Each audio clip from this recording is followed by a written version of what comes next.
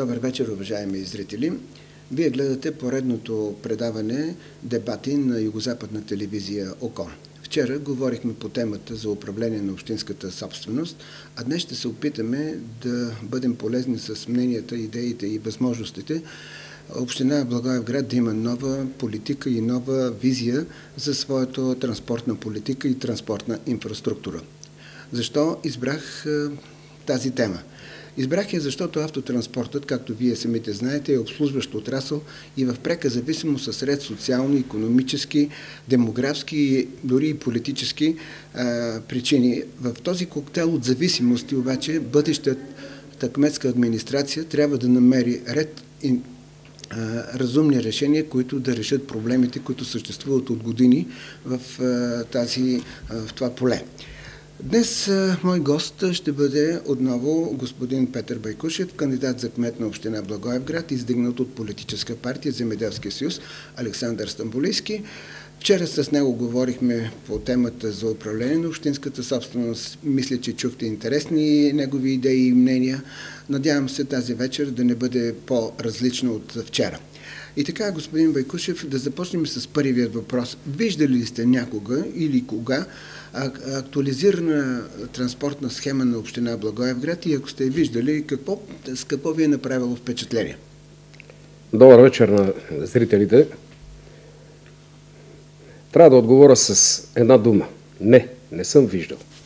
И често и аз съм задавал този въпрос на мои колеги и хора, които се занимават с тези неща в общината. Никой не може да ми отговори защо в Благоевград липсва така наречената от вас транспортна схема. Не би трябвало да сме в това състояние в 21 век. Хората трябва да знаят какви са намеренията на общината, какви са задълженията на транспортната фирма, която обслужва транспорта, градския транспорт в Благоевград, не само градския, а и между селищния. Така че, ако някой от вас е виждал или уважаемите зрители са виждали някъде такава схема, могат да ме опонират, могат да се обадат и да кажат, че това не е така. Предполагам, че в нашата община, както във всички останали общини, има отдел транспорт и пътища. Вие като граждани, не като бизнесмен или като кандидат за кмет на община Благоевград, виждали сте някакви признаци, които да ви уверят, че този отдел, това звено е направило нещо, за което жителите на Благоевград трябва да бъдат благодарни и да адмирират действията на кметската администрация? Аз като граждани на този град 4 години, а може би и предишните 4 години, не съм видял ангажирани хора, които да излезат пред обществеността и да кажат: от днес нататък ние правим реформа в транспорта на Благоевград. Движението ще бъде по следните улици, ще се обслужва от следните автобуси, да. от следните превозни средства. Местостоянките на таксиметровите автомобили ще бъдат точно на мястото. Ще изглеждат изглеждат по-европейски, както е навсякъде. За съжаление, това нещо аз като гражданин не съм го видял. Може ли някой също така да каже, че го е видял? Това са основни неща, които пречат за един по-добър вид, за една по-добра визия като цяло на Благоевград. Считате ли, че чиновническото мислене трябва да продължи да бъде оставено така по инерция да върви и гражданите да не го провокират? Считам, че това повече не може така да продължава. И не трябва. Дали ще бъде чиновническо недомислие, дали ще бъде чиновническо неработене по въпроса, дали ще бъде индиферентност към целият процес. Мен това не ме интересува, но аз заявявам категорично, че това повече не може да продължава. На този град, на селата около града, трябва да е ясно, трябва да се знае кога пътуват автобусите, по кои улици пътуват, в колко часа спират на определената спирка, в колко часа стигат на спирката, до която човек е тръгнал. В този ред на мисли, господин Байкушев, искам да ви провокирам с още един въпрос. Как си обяснявате факта, че от 20 години, поне на мен като журналист, който така се интересува от доста неща, не ми е ясно да е правено социологическо или друго административно проучване на пътникопотока и както пък проучване на гражданите с техните проблеми и претенции към автобусният и не само автобусния, но и таксиметровия транспорт в Благоевград, тъй като той е също част от транспортната инфраструктура и транспортната политика на общината. Значи едно такова проучване е свързано с наука, господин Бузов. Наука, която трябва да се приложи процеси, причини. За всички изследвания на тези процеси, на пътникопоток, на трафик на движение, на задръствания, на потока, който в определените часове на деня е най-интензивен. Това нещо трябва да се изследва и то да се изследва доста сериозно, да се ангажират хора, които в крайна сметка да дадат една категорична оценка какво му трябва на Благоевград. Каква пътникопотокова схема трябва да се изгради, какви линии трябва да се отворят, за да може хората да бъдат задоволени от това естество. Ако съм ви правилно разбрал, вие искате да кажете, че този анализ, това изследване на пътникопотока ще подскаже идеите, които могат да бъдат реализирани по темата, за която говорим. Естествено. Според мен това е работа на хората, които се занимават с тази дейност в общината и транспортните фирми, които обслужват всички линии, които са определени от общината и взаимно да определят посоката, взаимно да определят стратегията и взаимно да кажат ясно и точно на хората, които живеят в община Благоевград, че схемите, които те залагат, ще работят от тук нататък последния начин. Тогава вече може да говорим за нещо, което е направено като реформа в това отношение. Продължаваме нататък с още един въпрос, който считам, че не може да го прескочиме. Реконструкцията на булевар Димитър Солунски, по който минава един огромен трафик автомобилен, от 2-3 години се търкаля по разни проектантски бюра, в програмата на Общинския съвет, на кметската администрация. До ден днешен обаче нищо не е направено. Има ли шанс тази реконструкция през следващите 4 години да бъде реалност? Честно и отговорното ваше мнение. Аз смятам, че тази реконструкция, след като е минала на осъждане пред Общинския съвет, след като са възложили на проектантите да проектират, не знам обаче до каква фаза е стигнато, има ли окончателни работни проекти, има ли окончателно уточнени варианти за подходите на отделните предприятия, които за мен са най-важни. Това са производствени предприятия, които дават хляб на много хора.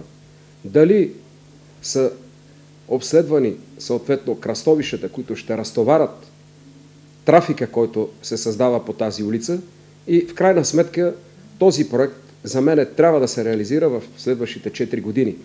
Разбира се, на този проект трябва да се направи един сериозен икономически анализ, за да може да е ясно на всички в тази община, които плащат данъците, че този проект ще струва точно толкова пари, колкото трябва да се изразходват за него. Разбира се, на първо четене или от моя гледна точка, този проект ще струва доста пари. Колко горе-долу? Приблизително, ако имате някакъв. Според мен ще струва толкова, колкото общинския бюджет едва ли би могъл да залага в рамките на една година и половина, за да може да се изгради този проект. Каква е алтернативата? Мисля, че алтернативата или възможностите, които предлага Европейската програма регионално развитие, би осигурила, ако не 100% от парите, то поне част от парите, въпрос на проекти, въпрос на кандидатстване, въпрос на разговори.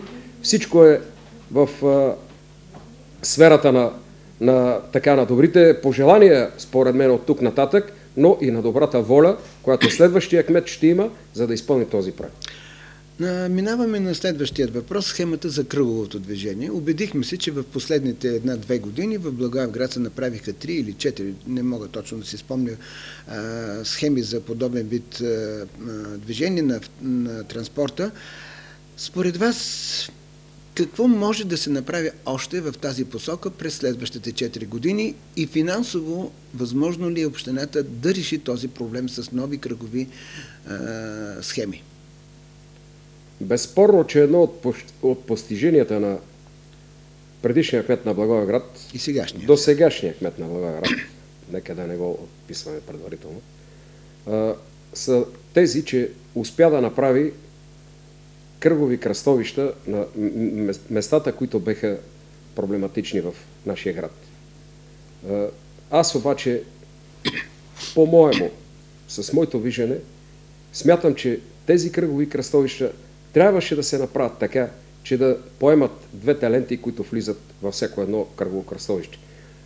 Мисля, че оттам се създава известен проблем и в определени времена на деня, в трафиците, там също се създават задръствания.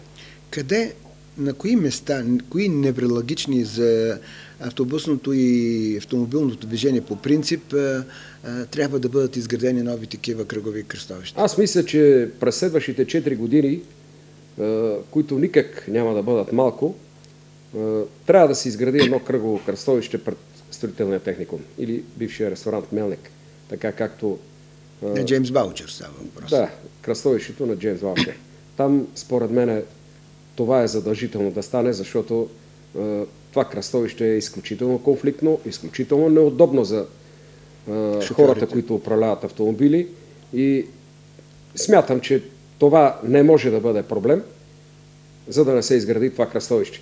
На друго място. Разбира се, има още кръстовища, които създават проблеми, особено сутрин, вечер, когато хората напускат работните си места.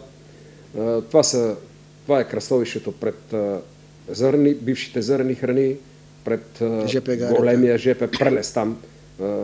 Изключително тежко положение, когато се съберат автомобилите от излизащите хора от работа, кръстовището пред ЖП гара Благоевград и евентуално да се помисли при реконструкцията на булевард Димитър Солунски за едно кръгово кръстовище пред завода за високоговорители, защото и там се създава конфликтни точки за автомобилисти. Надявам се следващият кметски екип, дай Боже вие да го ръководите, че няма да сложи тази чудесна идея в фризера за по-добри времена, както се казва. Сега продължаваме с още един актуален въпрос. Повече от 20 години в Благоевград има затапени от към едната страна улици, като например връзката на улиците Цар Симеон, Спартак, Иван Михайлов, Софроний Мазнев, Николай Петрини с главната комуникационна артерия булевард Свети Кирил Методи. Искам да ви попитам, вие, ако бъдете кмет, ще оставите ли това недоразумение да съществува още години и да превръща големият булевард в паркинг за автомобили? И аз много пъти съм си задавал въпроса, защо имаме улици, които водят до никъде. И какво сте си отговаряли? Имал съм случаи, когато мои приятели идват от други места на страната и попадат точно в такава улица без изход. И казват, ние не може да се върнем назад. Защото от едната страна са паркирани автомобилите, а от другата страна остава място само за още една кола и шофьорите са изключително притеснени, когато стигнат пред една стена и видят, че връщане назад е трудно да се направи. Не мога да си обясня защо толкова години тези улици са затапени. И аз не мога. В центъра на един град да има затапени улици, за мен това е необяснимо. Да. Какъв е проблема тези улици да се свършат с основната артерия булевард Свети Кирил Методи и да си излезат по най-добрия начин на кръстовище с булеварда, ако трябва да се сложат светофари, разбира се да се сложат. Какъв е проблема? Никакъв. Никакъв. За мен това е това е недомислица, това е недовиждане, недоглеждане на хората, които се занимават с това. И в тази връзка, господин Байкушев, да вмъкна още едно въпросче. Вашето мнение за така нареченото еднопосочно движение. В Благоевград няма улица с такова движение. Аз си задавам въпроса защо. В Благоевград необмислено се затвориха много улици. Дори има случаи, когато една след друга улиците са забранени в дадената посока. Да, около банката, например, на централна част. Това не мога да си го обясня. В нито един град, който претендира за съвременна транспортна схема, за развитие на този град като транспортни коридори, не мога да си го обясня как може две улици една след друга да са с забранителен знак. Няма го никъде по света. Няма го дори и в София. Освен кметската администрация, не виждате ли тук някаква вина и на органите, които се занимават с контрола на автотранспорта, примерно полицията? Аз не искам да си мисля, че някой го прави умишлено, само и само да угоди на определени хора, които живеят на отделните улици. Но след като е улица, поне в едната посока, за мене трябва да има движение по нея. Не може да се забранява улица след улица, една след друга и хората да се чудат откъде да минат. Казахте движение, пак повтарям, казахте движение, аз искам да попитам, мястото за движение на автомобилите къде е? На тротуарите или на пътя? И обратното, на пешеходците, чия зона са тротуарите в момента? Аз мисля, че не са само зона на пешеходците, а и на автомобилите. Справедливо ли да бъде така? Това е един от най-големите проблеми, може би не само за нашия град, а за страната като цяло. Много малко градове в България са успели да решат този проблем. Винаги в главата ми се е въртяло това, че явно при нас процесите са такива, че никой не може да влияе върху тях. Значи, изградена една практика, статукво, някакво, което е от години и никой не се опитва да го промени. Питам защо? Защо трябва да бъде така? Но имам и известен отговор по този въпрос. И ще ви кажа какъв е. Слушам. Тротуарите в Благоевград са изключително некачествено направени. Първото нещо, което е. Тротуарите в Благоевград 50 години не са подменяни.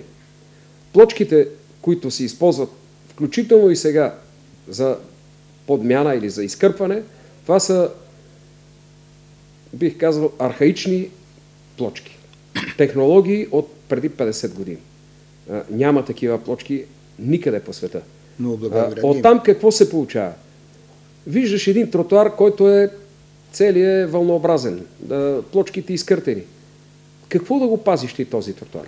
Ти се качваш с колата върху него, за да паркираш. Да, но една кола тежи 800 или тони нещо, докато една плочка може да държи най-много до 100 кг. Естествено, аз казвам, че хората, които управляват автомобилите, виждайки неугледните тротуари, виждайки некачествените настилки, той в главата му не си задава и въпроса дали трябва да ги пази тия настилки и дали трябва да ги пази тия тротуари.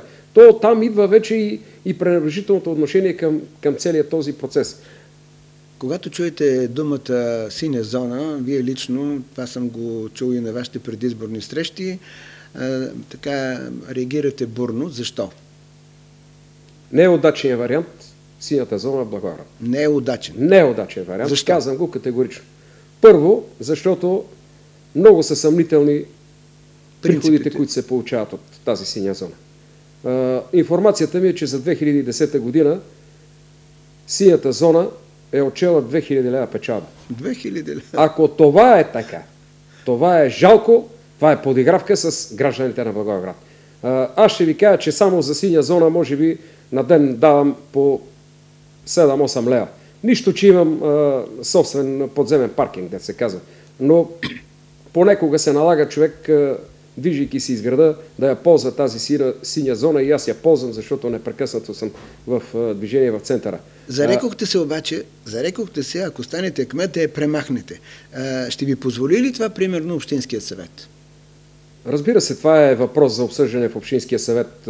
Аз, след като не я харесвам синята зона, искам да я премахна, това не означава, че 37 души общински съветници ще го разрешат това.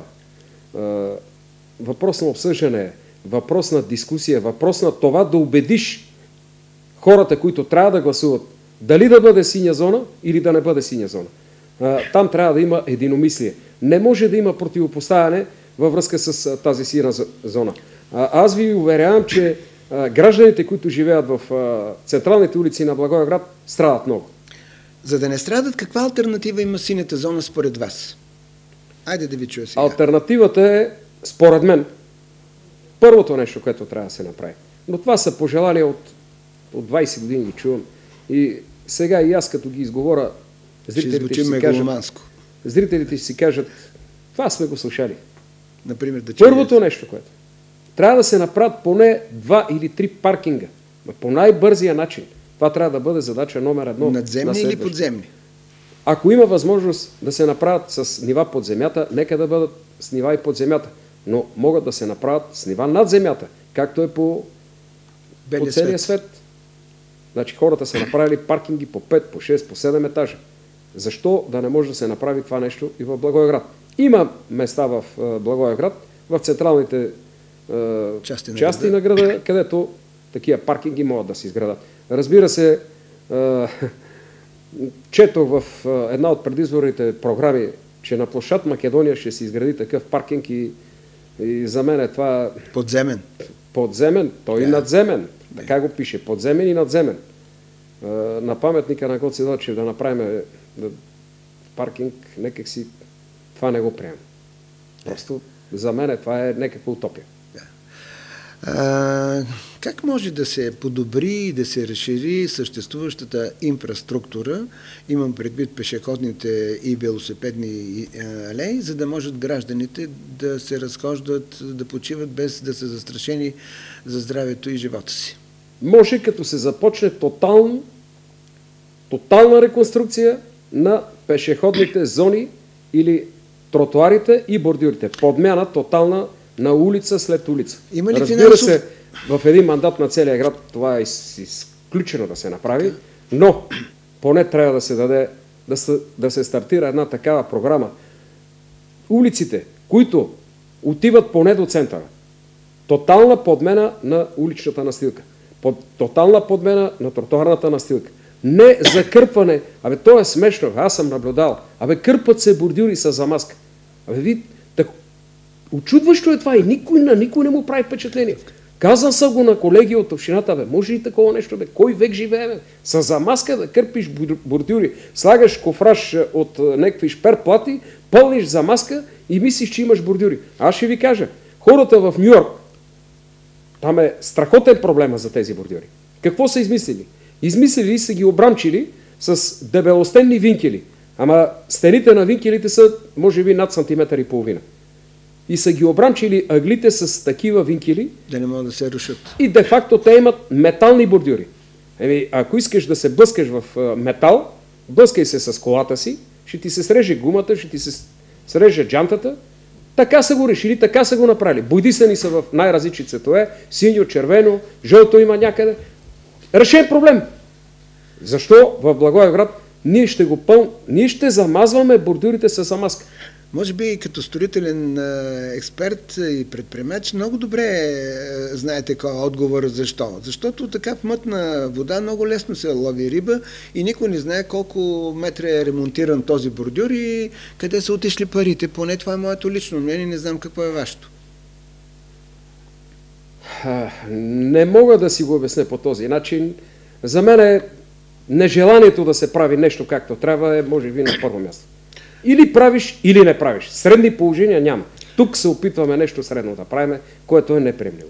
Прегледах абсолютно всички предизборни програми на вашите конкуренти за кметският стол и честно да ви кажа, в нито една от тези програми не можах да намеря и 2 думи за състоянието на транспортната инфраструктура и мерките, които бъдещият кмет ще предприеме в тази посока, за да реши толкова много проблеми, които има тази инфраструктура. Защо? Ще кажа това, което аз мисля. Според мен, първото нещо, което трябва да се направи в града, е да се направи така наречената транспортна схема. Да се направи така, че от Не от 50 години да минават автобусите по едни и същи улици, а да се направи обследване и да се проучат възможностите. Възможно ли и по други улици да се открият такива линии, че хората максимално да могат да използват градския транспорт в Благоевград. Второто нещо, което трябва да се направи. Автоспирките. Автоспирките са... За тях ще говорим по-нататък. Сега да ви питам нещо за шума. Да сте слушали случайно някога преди 5-10 години или 1-2 месеца да са направени шумови замервания на големите транспортни комуникационни артерии в града, като булевардите и другите улици, които са наситени с автотранспортно движение? И доколкото знам, нашия град е на първо място по шум, сравнен с всички градове в областта. И на последно, сигурно, по мерки срещу него. Аз не съм чувал някой да се опитва да взима мерки или да прави елементарни неща, с които да се заглуши шума, от който явно страдат всички, които живеят на тези улици. И сега от шума, господин Байкушев, минаваме на тема хоризонтална пътна маркировка. Искам да чуя мнението ви като гражданин и като кандидат за кмет на община Благоевград, вашата честна и аргументирана оценка за качеството на пътната маркировка. Не искам да осевам всичко с черни краски. Има някакво желание да се прави нещо в тази посока. Виждаме, че поне 2 пъти в годината фирмите, които се занимават с маркиране на улиците, се опитват да го правят и го правят по някакъв начин. Но за мен това не е достатъчно. Не мога да си обясня защо една пътна маркировка в един европейски град издържа с месеци. При нас пътната маркировка, след като се направи, след 2-3 месеца тя просто се заличава. Надявам се, че един ден ще имате възможност да питате вашите колеги и тези, които фирмата, която ги полага, да зададете този въпрос и на тях. И тъй като вече сме в края на времето определено за това предаване, аз искам да ви задам и още 2 въпроса, на които вие бързичко и кратко да ми отговорите. Първият е за таксиметровите стоянки в нашия град. Как харесвате ли тяхното разположение, благоустрояване, маркировка и така нататък. И втория въпрос е да ми отговорите, има ли нужда Благоевград от маркиране на нови пешеходни алеи по улиците, състояние ли кметският общинският съвет да свали завинаги автомобилите от тротуарите и последното, харесва ли ви съществуващата транспортна информационна система, табелите, които вкарват пътникопотока в града и го извеждат от нея?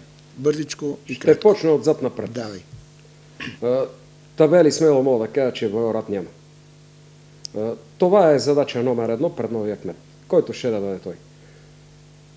Новия кмет не обозначи ли всички улици в Благоевград, поне тези, които са основните и заключават широк център на Благоевград в първата година на мандата си, за мене той нищо не е направил. Не се ли поставят табели на всеко едно кръстовище? Да се указват посоките на излизане, на влизане в града. Защото имал съм много случаи, идват хората, не знаят откъде да минат, за да излезат за София, за Кулата, за Петрич и така нататък. И това е от 100 години. Това е от 100 години. Втория въпрос, на който искам да ви отговоря, е дали Общинския съвет ще свали автомобилите от тротуарите. Да. Кмета ще свали автомобилите от тротуарите, не Общинския съвет. Това категорично го заявявам. Това не е работа на Общинския съвет, това е работа на кмета. Ако той не може да се справи с това нещо, просто трябва да си вземе шапката и да си замине там, откъдето е. Така, има ли нужда от нови маркировки хоризонтални за пешеходни алеи? Има нужда от нови маркировки, има нужда от нови пешеходни алеи, има нужда от велосипедни алеи. Трябва да се даде началото на строеж на такива алеи. Не можем да правим изключение от напредналите държави в това отношение. Неотдавна имахте среща с хората с увреждания и един от въпросите към вас беше: какво ще направи бъдещият кмет, за да създаде условия за безопасно движение на тези хора по улицата на Благоевград? В Благоевград преди няколко години започна една кампания за облегчаване на движението на хората с увреждания. Това никак не е лошо, но е твърде малко. Пак трябва да правим сравнение с развитите държави, но там хората полагат изключителни грижи за хората в неравностойно. Към този момент не е направено почти нищо. Към този момент, ако ние не направим така, че хората с увреждания да имат достъп до всеки един тротуар, до всеки един асансьор, до всеки един магазин, до всеки един общински обект, до всяка една институция, просто нищо не сме направили. Уважаеми слушатели и зрители, разбира се, най-вече на телевизия ОКО, аз благодаря на господин Петър Байкушев, че тази вечер успя отново, за кой път вече, да ме убеди, че има ясна визия за това какво трябва да прави един кмет на община Благоевград. Темата, по която разговаряхме, беше транспортната политика и транспортна инфраструктура. Сами разбирате, че е тема море. Разбира се, може да има и още много други мнения по нея, но се надявам, че останалите кандидат-кметове на Благоевград в един от следващите дни до края на изборите, до деня на изборите, ще се престраши да дойде в това студио и да отговори честно и почтено пред вас каква визия има той за решаване многото проблеми, които стоят пред нашия град и нашата община. Благодаря ви още веднъж, че бяхте с нас. Благодаря и на вас, господин Байкушев. Благодаря ви и аз.